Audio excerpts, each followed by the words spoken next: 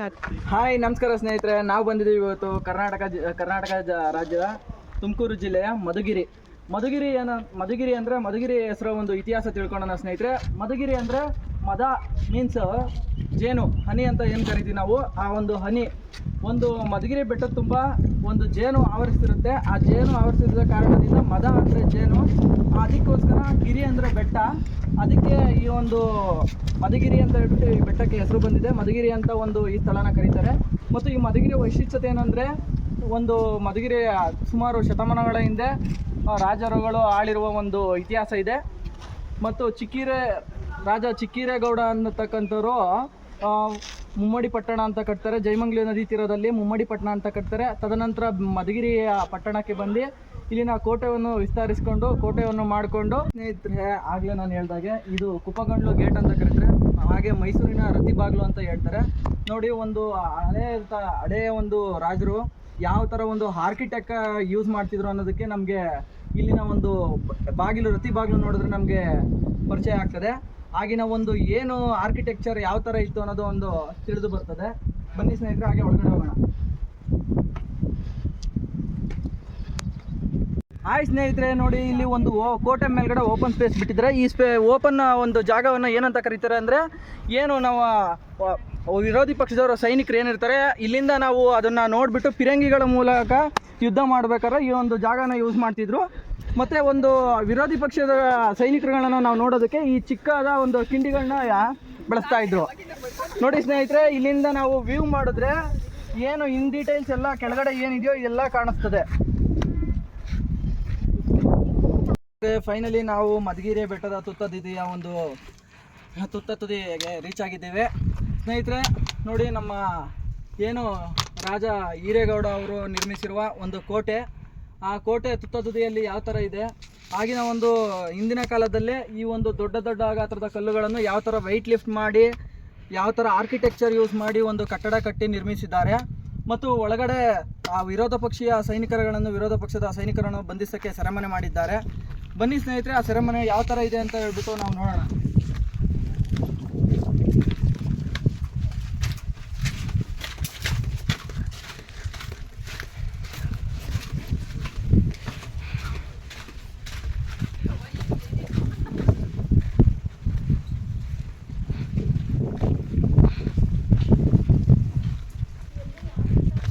ನೋಡಿ ಸ್ನೇಹಿತರೆ, ಒಂದು ರಾಜರು ಮತ್ತು ಸೆರೆಮನೆಗಳು ಯಾವ ಥರ ಇದೆ ಅಂತ ನೋಡ್ತಾ ಇದ್ದೀವಿ ನಾವು.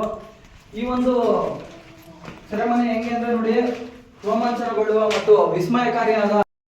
ನೋಡಿ ಸ್ನೇಹಿತರೆ, ವಿರೋಧ ಪಕ್ಷದ ಸೈನಿಕರನ್ನು ಬಂಧಿಸುತ್ತಿದ್ದಂಥ ಒಂದು ಸೆರೆಮನೆ ಯಾವ ಥರ ನಿರ್ಮಿಸಿದ್ದಾರೆ ಅಂತ ನೋಡಿ.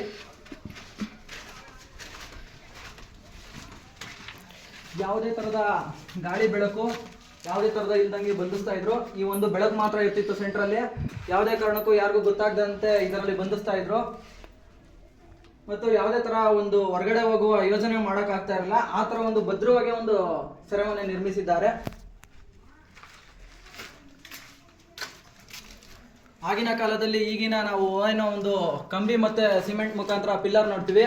ನೋಡಿ, ಒಂದು ಕಲ್ಲುಗಳನ್ನು ಬಳಸಿ ಯಾವ ಥರ ಪಿಲ್ಲರ್ ಸ್ಟಿಕ್ ಆಗಿ ಒಂದು ಹಳೆಯ ಒಂದು ಕಾಲದಲ್ಲಿ ಯಾವ ಥರ ನಿರ್ಮಿಸಿದ್ದಾರೆ ಮತ್ತು ಯಾವ ಒಂದು ಆರ್ಕಿಟೆಕ್ಚರ್ ಅವಲೇ ಎಷ್ಟು ನಮಗೆ ಅಭಿವೃದ್ಧಿ ಹೊಂದಿತ್ತು ಅಂತ ನಾವು ಇದ್ರ ಮುಖಾಂತರ ತಿಳ್ಕೊಬೋದಾಗುತ್ತೆ ಸ್ನೇಹಿತರೆ.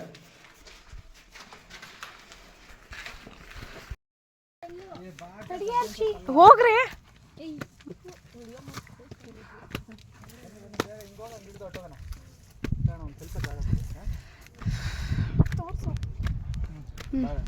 ವಿಡಿಯೋ ಮಾಡ್ತಾ ಇದ್ದೀರಾ? ಯಾ ಹೆಂಗೆ ಆಗ್ತದಪ್ಪ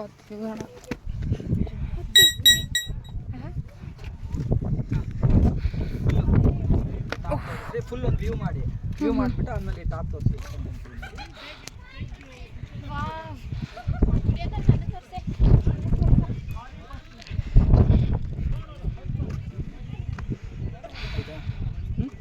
ಹಾಂ, ನೋಡಿ ಸ್ನೇಹಿತರೆ, ಒಂದು ವಿರೋಧಿ ಪಕ್ಷದ ಸೈನಿಕರನ್ನು ಬಂಧಿಸುವಂಥ ಒಂದು ಸೆರೆಮನೆ.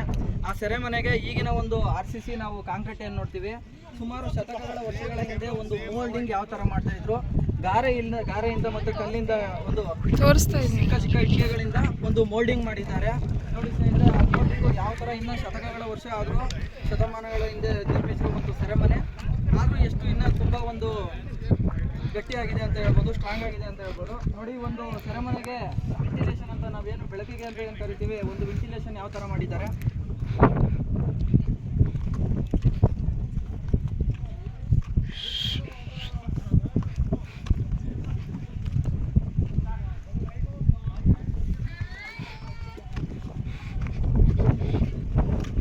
ಹಾಗೆ ನೋಡಿ ಸ್ನೇಹಿತರೆ, ಈ ಒಂದು ಮಧುಗಿರಿಯ ತುತ್ತ ತುದಿಯ ಮೇಲೆ ನಿಂತ್ಕೊಂಡು ನಾವು ನೋಡಿದ್ರೆ ಸುಮಾರು ಹಿಂದೂಪುರದ ಬರ್ಗಿಕೆರೆ ಸಮೇತ ಕಾಣುತ್ತದೆ ಅಂತ ಹೇಳ್ಬೋದು.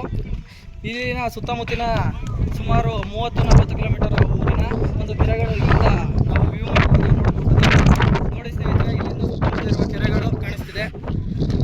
ಮತ್ತು ಪ್ರವಾಸಿಗರ ಒಂದು ಬೆಟ್ಟ ಆಗಿರೋದ್ರಿಂದ ಎಲ್ಲ ಪ್ರವಾಸಿಗರು ಪ್ರತಿದಿನ ಬರ್ತಾ ಇರ್ತಾರೆ. ಅದರಲ್ಲೂ ಶನಿವಾರ ಮತ್ತು ಭಾನುವಾರ ತುಂಬ ಜನ ಬರ್ತಾರೆ.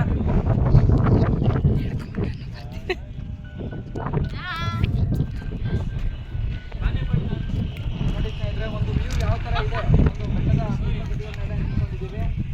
ಒಂದು ವಿಸ್ಮಯಕಾರಿಯಾದ ಒಂದು ವಾತಾವರಣ ಅಂತ ಹೇಳ್ಬೋದು.